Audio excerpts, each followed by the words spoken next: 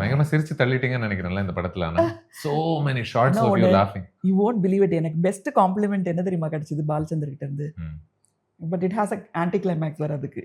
அவர் சொன்னாரு, எல்லாரும் நீ இந்த படத்துல ரொம்ப நல்லா ஆக்ட் பண்ணியிருக்கேன்னு சொல்றாங்க, ஆனா எனக்கு ரொம்ப பிடிச்ச ஷாட் என்னன்னா, ஒரு நானும் ஒரு சிந்துல ஒரு ப்ளூ சாரி கட்டிக்கிட்டு இது வாசிப்பேன், சித்தார் வாசிப்பேன் நான்.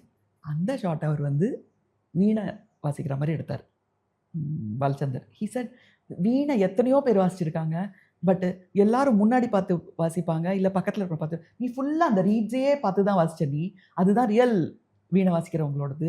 ரொம்ப பிடிச்சது எனக்கு இந்த படத்துலேயே உன்னோட ஆக்டிங் அதில் தான் ரொம்ப பிடிச்சது அப்படின்னாரு. எல்லாம் பண்ணிட்டு பேக்ரவுண்ட் மியூசிக் போனப்போ இளையராஜா பார்த்து என்ன பண்ணி வச்சிருக்கீங்கன்னு கேட்டாராம் நான் வீணை வாசிக்கிற ஷாட்டை பார்த்து.